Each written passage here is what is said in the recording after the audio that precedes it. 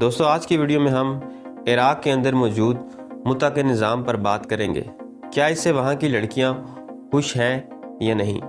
متع جائز ہے یا نہیں، یہ تو ایک الگ سوال ہے۔ آج میں آپ کو BBC میں شائع ہونے والی ایک عراقی لڑکی کی کہانی سناؤں گا، جس کے بعد آپ کمنٹ میں ہمیں اپنی رائے سے ضرور آگاہ کیجیے گا کہ متع کا نظام درست ہے یا غلط۔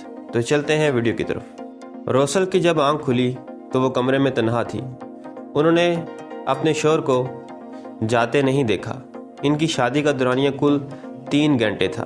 یہ ان کی پہلی شادی نہیں تھی، بلکہ دوسری، تیسری یا چوتھی بھی نہیں۔ در حقیقت ان کی اتنی شادیاں ہو چکی ہیں کہ انہیں اس کی صحیح تعداد بھی یاد نہیں۔ روسل کا یہ خوفناک طرز زندگی ان کے دفتر میں پیش آنے والے ایک واقعے سے شروع ہوا۔ وہ وہاں شوخ، میک اپ کیے، چست کپڑوں میں ملبوس لڑکیوں کو آتا اور انتظار کرتا دیکھتی۔ پھر ادھیڑ عمر افراد آتے اور انہیں ساتھ لے جاتے۔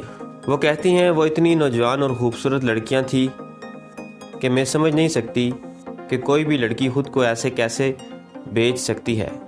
روسل اس وقت اپنے خاندان سے الگ تھلگ تھی اور اپنی بہن رولا کا خرچہ بھی اٹھا رہی تھی، لیکن ان مشکل حالات کے باوجود انہوں نے خود سے وعدہ کیا تھا کہ وہ اپنی بقا کے لیے کسی مرد پر انحصار نہیں کریں گے۔ جب کبھی مرد اپنا نمبر کاغذ کے پرزوں پر لکھ کر ان کے حوالے کرنے کی کوشش کرتا تو وہ اسے نظر انداز کر دیتی۔ ایک دن ایک شخص ان کے دفتر آیا اور روسل سے بات چیت شروع کر دی۔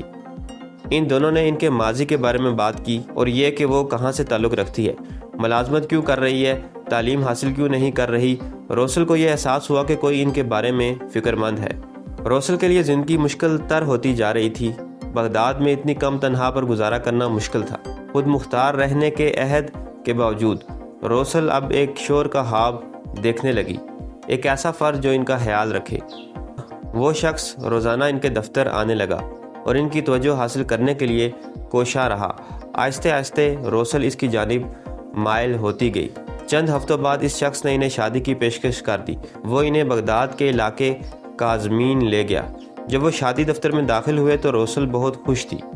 شادی کی تقریب بہت مختصر تھی۔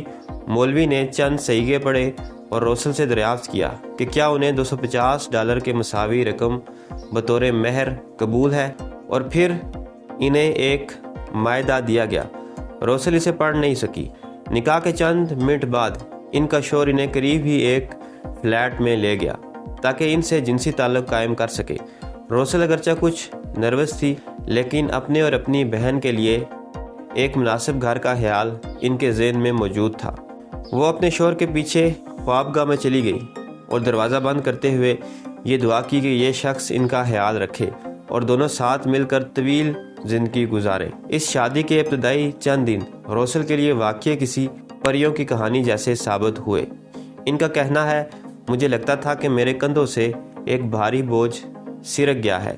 آخر وہ وقت آ گیا جب ہر چیز کی فراہمی میری ذمہ داری نہیں تھی۔ لیکن پھر چند ہفتوں بعد ان کا شوہر غائب ہو گیا۔ روسل نہیں جانتی تھی کہ ان کی شادی ختم ہو چکی ہے، بلکہ اس کے خاتمے کی تاریخ کا تعین اس کی ابتدا سے قبل ہی ہو گیا تھا۔ روسل اور اس شخص کے درمیان متع ہوا تھا۔ تو دوستو یہ تھی میری آج کی ویڈیو پسند آئے تو چینل کو سبسکرائب کریں۔ ملتے ہیں اگلی ویڈیو میں۔ اللہ حافظ۔